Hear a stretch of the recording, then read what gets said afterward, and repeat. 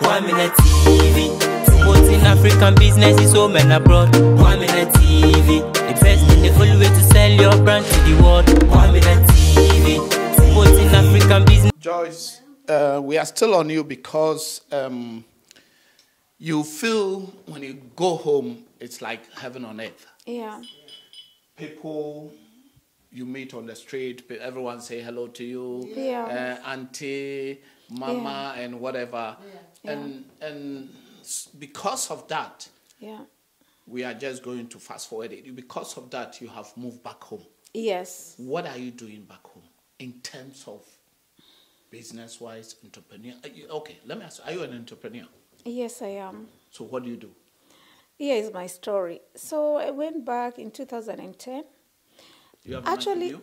yes. Okay. I didn't really have a big plan, but while I was working here, I built a house in Kenya, which I rented out, and I said, I can go home. I don't need much. I don't have to pay rent, and I can do something. But I didn't really know what exactly to do, but I knew when I'm home, I am very energetic. I knew I'll find something to do. So I said, let me go home, take a break, and find out what to do.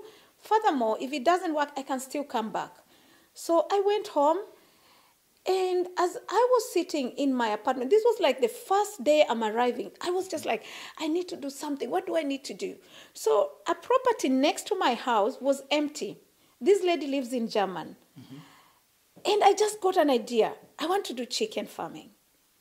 But I don't have an idea how to do even chicken farming. But here is YouTube.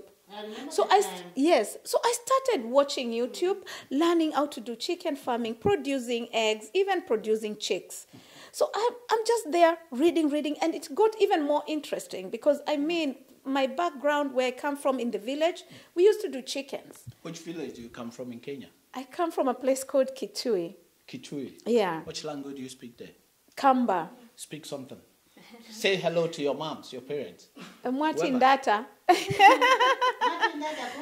Yes, that's Kamba. Okay, go on. Yeah, so I called this lady, found a number from the caretaker, called and said, can you lease me your property? I want to do chicken farming. And she was like, I mean, go ahead. I'm not there. I'm not going to come soon. Go ahead. So I just started building these chicken houses according to YouTube and started with 200 chickens. That is poultry farm. Yeah, but I wanted to do only eggs. Now at that time, not so many people were doing chicken farming. It was just these traditional chickens, but they were not used. The flow, yeah. Yes. So I started producing eggs, and I had so much demand. So I went on and did 2,000. Just went crazy. Wow. And it went on so well that I bought 2 incubators from China where I could produce 2,000 chicks. Now I was not doing only eggs. I started producing chicks and selling them. It went very well. Unfortunately, this lady who was leasing the land, the sister got jealous and told me she wants the land back. Now I have my chickens there. Everything is working very well. It's next to my apartment. I just opened the gate and I'm there, and everything was just perfect. Now I'm just like, how am I going to do this? Move these chickens? I don't know. So I just begged and said, listen, let me have like 6 months notice so that I can at least find a place to move the chickens. But they didn't even want to give me notice. We didn't have any written agreement, which I would advise anyone. If you are doing anything in Africa, my dear sisters and brothers, if you are leasing land, if you want to do business with your friend, make sure you have a written agreement. Yes. This is the mistake I made. So she couldn't give me even time to vacate the land. It was like, get out like next month. What? And what can I do? It's our land. I mean, I had to get out. Yeah. So I had to slaughter the chickens, stop everything. And I said, okay, I've made some money. I'm not going to lease any land from anyone, which actually gave me more energy. I bought my own farm and moved everything to my farm. Started doing the chickens there, and now I was even doing agriculture because now I had the fertilizer from the chickens and I was using it to do veggies. So I went crazy. I bought 12 acres, started planting. We call it skuma wiki, spinach, chilies, call it. I did everything. Vegetables. Yes. Went on and bought goats. I was doing very, very well. Then at that point, I thought, I want to do something else. Apart from the farming is working very well, but I feel like I could do better in other things. I still want to do the real estate thing. Okay. So now I had saved some money. I bought land, subdivided it, and started selling. In your village or in Mombasa? Or In Mombasa. Nairobi? I am in Mombasa all this time. Okay. I didn't go back to the village. All right. So I bought land, but that's outside Mombasa town in a place called Kilifi. Yeah. Subdivided, sold, made good money.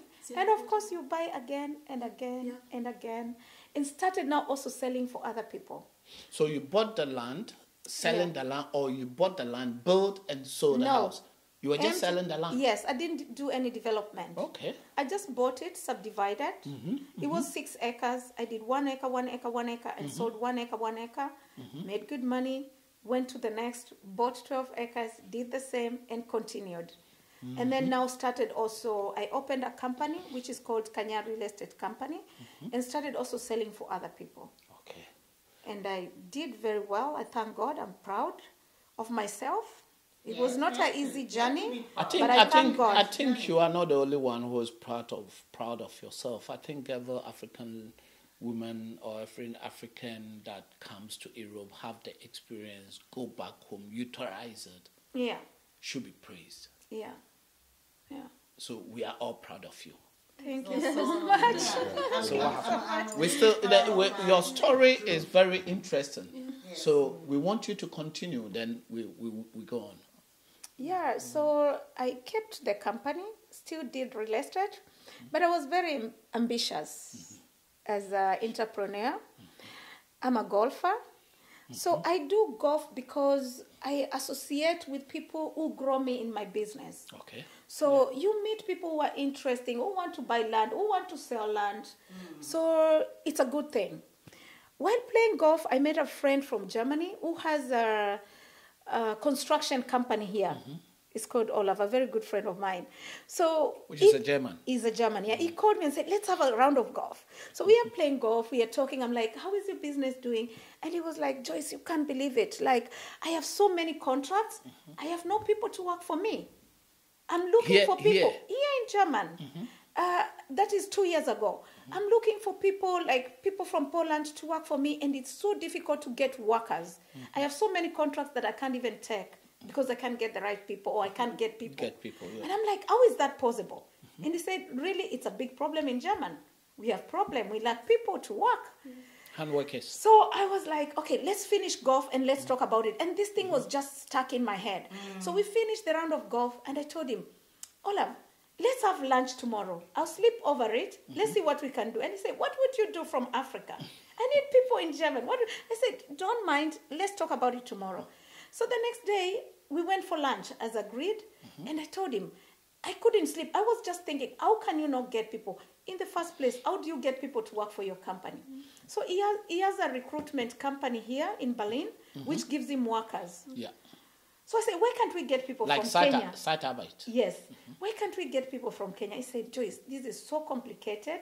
It's so difficult to get visas. So I said, but this company who gives you people are getting people from Poland. Yes. They also have to come to German. Why can't they help us to get people in Kenya? Yes. He said, okay, this is a very interesting point. Why can't I put you together with the company and you speak to them? I said, fantastic. This is what I want. I called the boss of the company the next day after. I spoke with him, very nice guy called Mr. Freeling. And I said, I'm from Kenya. I spoke with Olaf. You give him people to work. And I think we could work together. I want to bring people from Kenya to work in German. I don't know how, but if we sit down together, we brainstorm this, I think we can do it. He said, why don't you jump in the plane and come to Berlin? I said, you pay my ticket, I'll come. So, said and done, he paid my ticket, and here I came. 1 week later, I'm here. I went to the company, we sat down. I found out they're not only, giving people for construction. It's Krankenschwester, nurses, everything. So we spoke about it and we said, let's try it. I told him, you know what? Let's put a small group. I will take care that they learn the language. And we try to get visa. Maybe 10 people, maybe 6 people. And if this for the beginning, yes. Yes. If they get visa, we get the next group. And he was like, good, do it. So I flew back to Kenya, went to my Facebook, did a big advertisement. I'm looking for people, who wants to come to Germany to work as nurses. And I had a very good proposal from him. I mean, these people were coming here full sponsored. They will be even paid €600 a month. And they will, after the school, after 2 years college, they will get certificates. They will be immediately employed. And after 2 years working in German, they will get unbefristed. I mean, permission to stay in Germany and work and even bring their families. So it was a very good proposal. I said, I'm doing this. I'm going to try this. I'm unstoppable. I advertised. I got people. They came. We started the language lessons. I had a teacher who was teaching them for 6 months. They did B1. They were 10 people. 6 of them managed. So you brought those 10 people. No, I'm not done yet. They got the certificate. That's 2 years back ago. Home or here? Back home. They learn the language back home. Yeah. In my office. Okay. In my office in Kenya. That is interesting. So we got their certificate, B1, from Gonta Institute. Yeah. That's what they demanded here. Yeah. Language school, Yes. So we are very happy. We are excited. We have everything what the German government needs. We are going to the German embassy. We are applying for visa. Here comes the German embassy back to us and says, we need an agreement between you and the company where your nurses are going to, saying they are responsible for everything. So if these people come here, and they can't stay in the college, anything happens, they are responsible. They can't go to Arbeitsamt and ask for money. But now we are stuck because the company doesn't know how to do it. They have never been asked about such a document. We are stuck, and the embassy, of course, refuses to give us visa. So I'm still with the company. They are trying to find out what to do for 2 years. Till last month, there is a new law in German which says people from Kenya are allowed to. I was about to just nice. go home, That's nice. So your story is nice. I mean, the new law.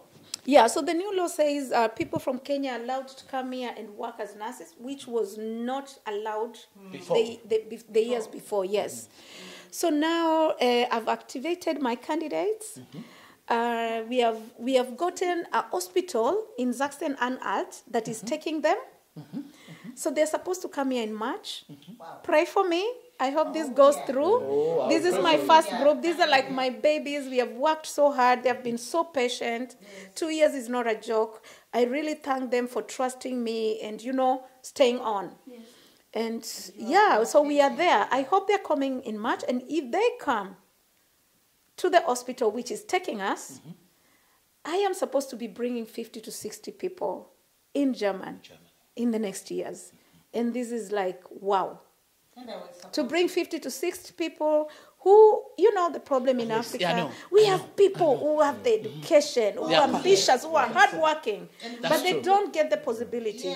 And really, my hard work is just get these people here, let them dream, let them live their life, let them live their dream. Let them work. This is why I'm working so hard on this project, and it's like, I've put all my energy in this project because I trust it, and I'm very sure it's gonna work.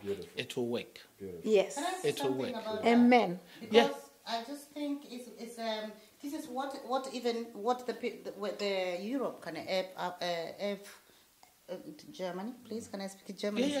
Ja, ich glaube, das ist viel besser, dass es auch die Europäer, die Afrikaner helfen kann oder von anderen Entwicklungsländern. Weil das ist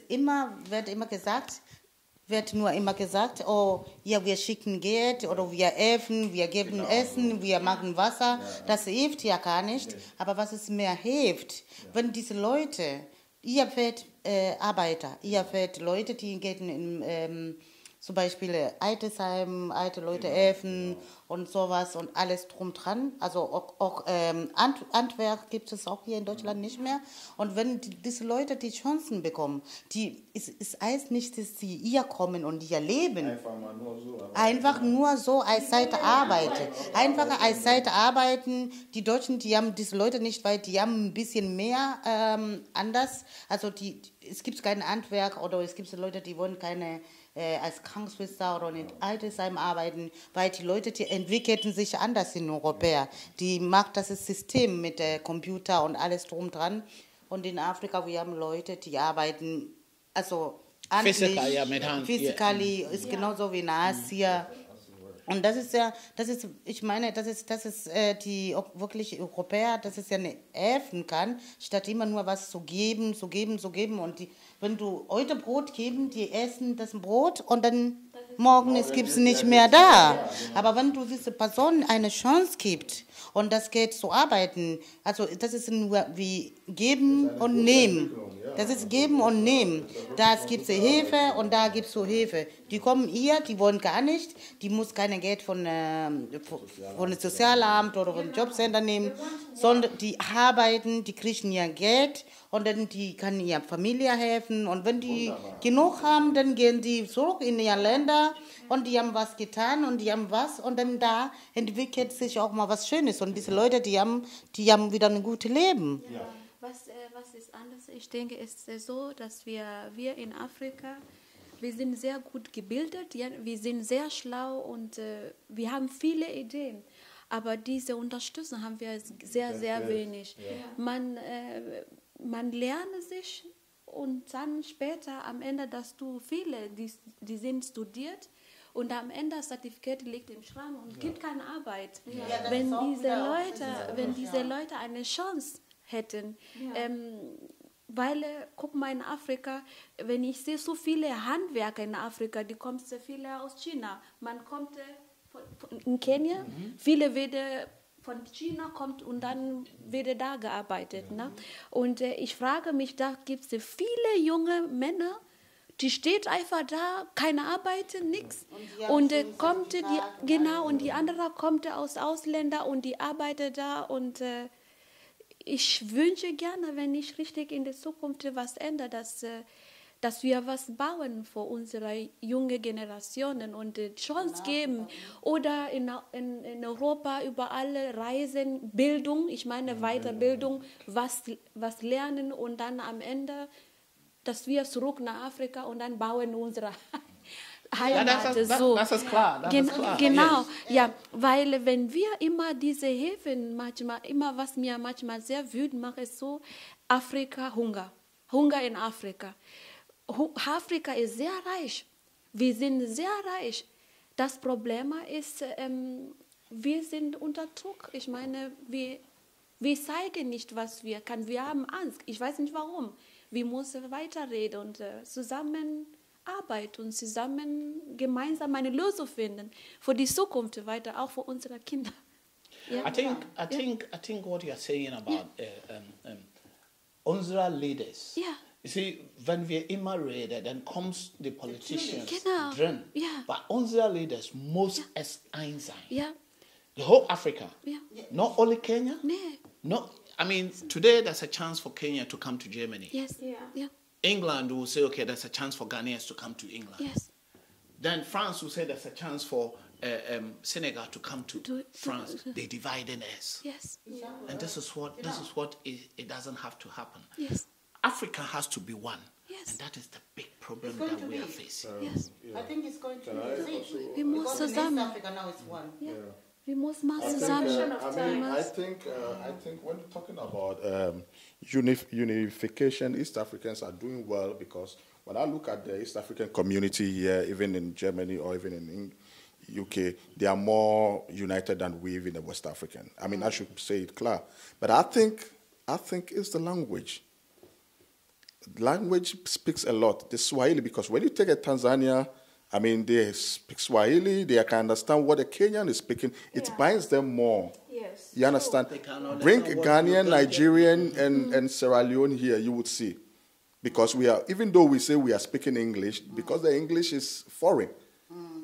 You understand what I mean? We don't speak. But we'll come to the topic, what my sister Joyce said. You see, what my sister Joyce is doing, it's clicked my mind back to if anybody has really studied the economy of China and the Chinese people who move into America.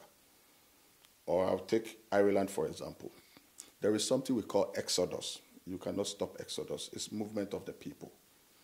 Now, you have to travel to somebody's country, build yourself, and vehicle build on, learn something, take it back home to help your home. And this is what she did. This is what she's doing. Yes, this is what. So, this is what we these do. people who are coming, it will serve that they are also get out for the poor or their amut. They will have the chance to also send some money and take care of their parents. If they have a vision, they will also follow the steps of our sister. One thing is, every land can be a home. Yes.